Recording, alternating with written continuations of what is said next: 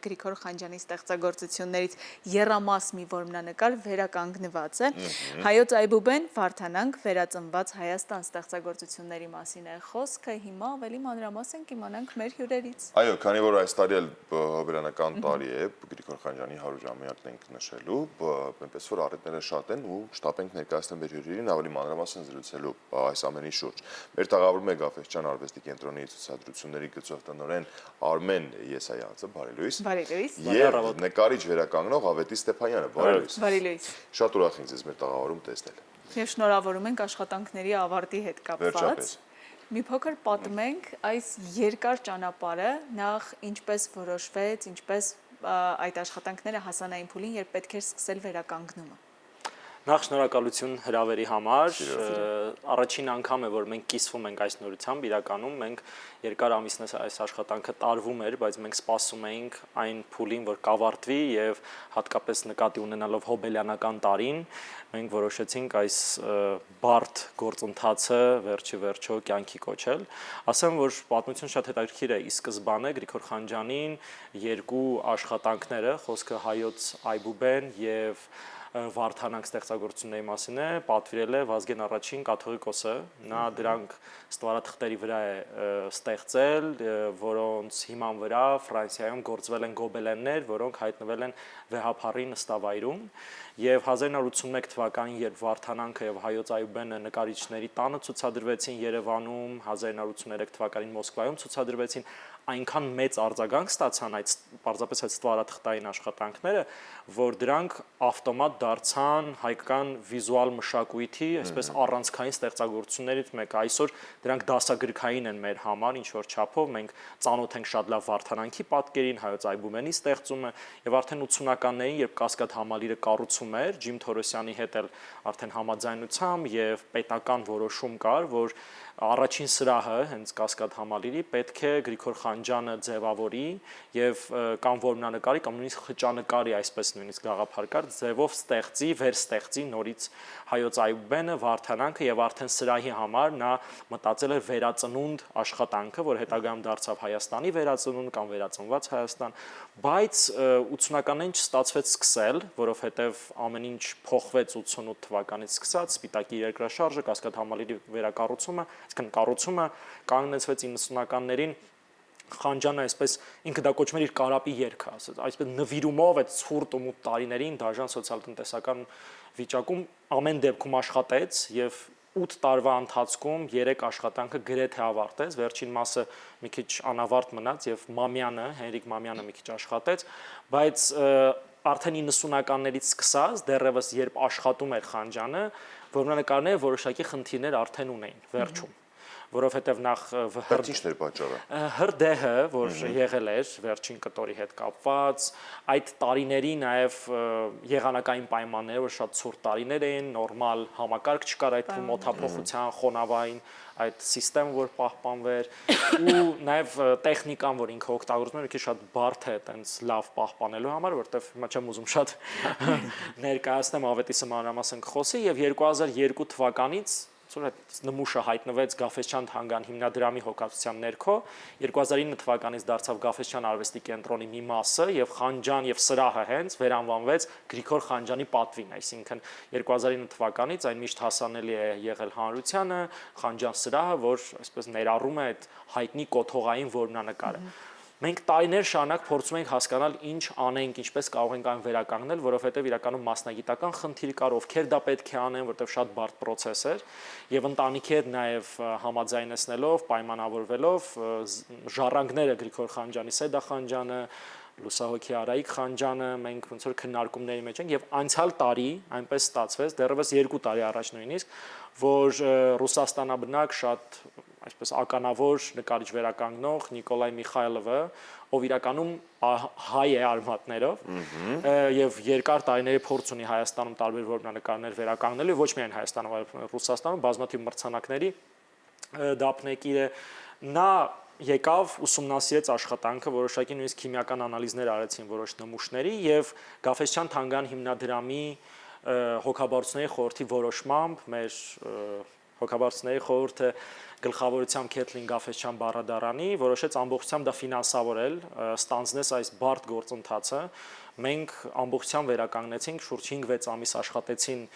տեղացի վերականգնողները Նիկոլայ Միխայլովի գլխավորությամբ եւ շուտով հենց հաջորդ շաբաթվանից արդեն այն հասանելի կդառնա լրիվ նոր ամբողջությամբ վերանորոգված սրահով, նոր արխիվային նյութերի ներկայացմամբ, բազմաթիվ լուսանկարներ, նյութեր, այսինքն Գրիգոր Խանջյանի 100-ամյակը այսպես մեծ տոնակատարություն է կասկած համալիրի Գաֆեսչյան արվեստի կենտրոնի համար եւ ամբողջ տարին մենք տարբեր ձևերով դա նշելու ենք եւ առաջին հերթին հենց այդ վերականգնման ավարտով ենք այն կարծես բացում։ Ինչպես ընտրվեց, ինչպես նաև այս պատասխանատու աշխատանքը դուք սկսեցիք ու ինչ դժվարություններով եք հաղթահարել, եկել հասել այս փուլ։ Ի սկզբանե աշխատանքը 6 ամիս մոտավոր արեցինք, բայց դրանից մի տարի առաջ էլ այդ նախապատրաստական աշխատանքներ արվում, անալիզներն են արվում, որի հիման վրա մեթոդաբանությունն է մշակվում, այդ մասով Նիկոլայն էր զբաղվում ավելի շատ, ու այդ մեթոդաբանությունը որ հաստատում ենք, արդեն նոր սկսում ենք անել։ Արմենը բաները նշեց խնդիրները, որոնք որ եղել են այդ կլիմայական պայմանները, բայց այդտեղ մշտական խնդրեմ կա, մետրոնն է, որ վիբրացիա է տալի շենքին ու դրա հետևանքով կարա էլի տուժի էլի, որ նա նկարը ճաքերը առաջանան վրան եւ այլն։ Այսինքն որոշ ժամանակ անց նույնպես կարիք է լինելու անդրադառնալու։ Ընդհանրապես ցանկացած դեպքում որոշ ժամանակ անց բոլոր նմուշներին է աշխարհի անդրադառնալու է։ Այս պարագայում արդեն մոտակա ապագայում էլ խնդիր պետքա որ չծագի։ Եթե ծագի էլ չի ծագի այն վայրերում, որտեղ արդեն եղել են, որտեղ մենք աշխատել ենք, կարող է ուրիշ հատվածներում լինի։ Իսկ այն բարդությունների մասին, որ նշեց խոսքում պարոն Եսայանցը, վերականգնման առումով ինչն է, տեխնիկան էր արդյոք բարդություն, գուցե Խանջյանը այնպիսի նյութերով կամ տեխնիկայով է աշխատել, որ վերականգնման համար եւս մեկ բարդություն է առաջացնում։ Ճիշտ ասած, տեխնիկան ինքը ունիկալ է, ինչ որ բանը հիմքեր չունի, այսինքն Խանջյանի ստեղծած տեխնոլոգիան մի ավելի շատ յուղաներկի բան նկարչությունից վերցրել է հիմքի ձևը ու վրան աշխատել է տեմպերային հիմա պատեկրանին վնասված տարբերակը եւ արդեն վերականգնված տեմպերային ներկերով է նկարել ու շատ բարակ շերտով, ինչի պատճառով ներքնել հիմա թույլ էր, այսինքն փոշիացող էր, դրա համար մենք զգացողություններ, որ դուք աշխատում եք, պետի աշխատանքները շատ պատասխանատու էր ճիշտ ասած, որտեվ Խանջյանի դեպքում հա ինչն էր բարդացնում, որ ենթադրենք եթե մենք կորուստի սահմաններից դուրս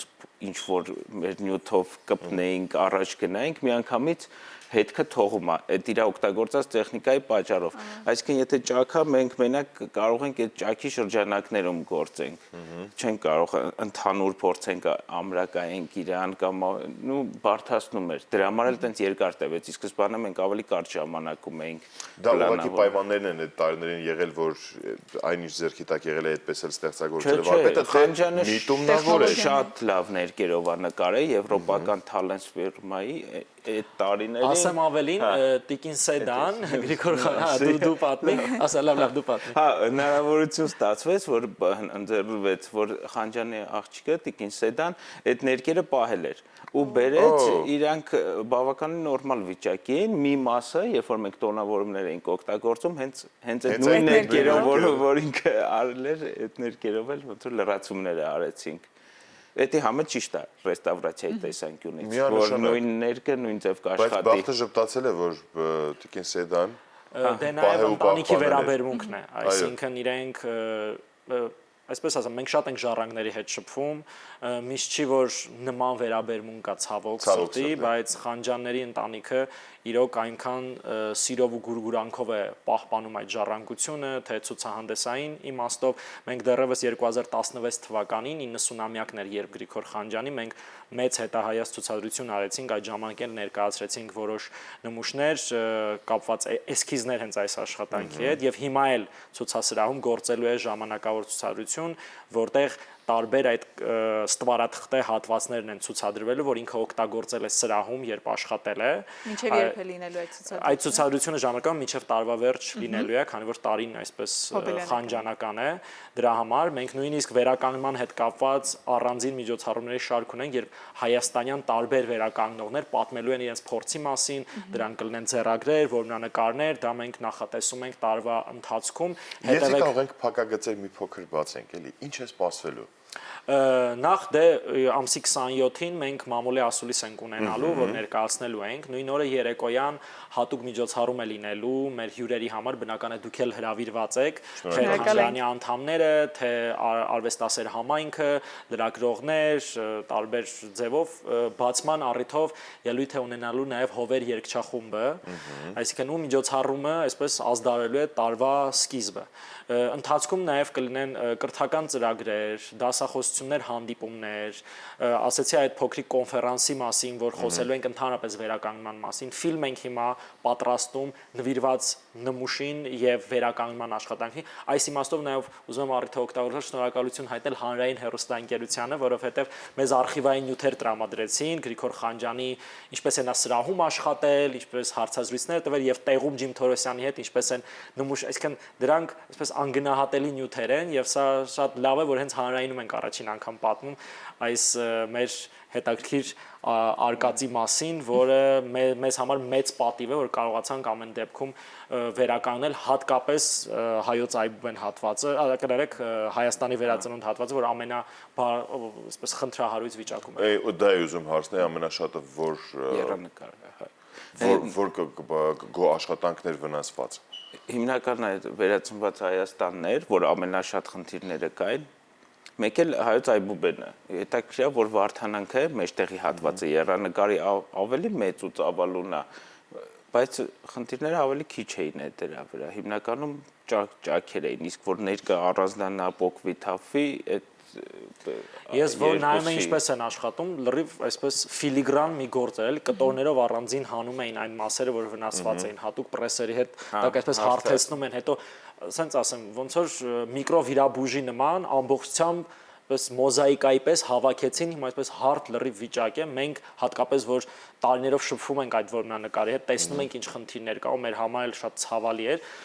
արդյունքը որ տեսնում ենք, այսպես մի տեսակ հոգին փառավորվում է նույնիսկ այդ սքանչելի տեսարանից։ Մեզ մնում է ընդամենը ապրիլի 27-ից հաճախ այցելել Գաֆէսյան արվեստի կենտրոն ու այդ ամենը ինքներս մեր աչքերով ականատես լինենք եւ վայելենք իհարկե։ Բայց վստահ եմ, որ նաև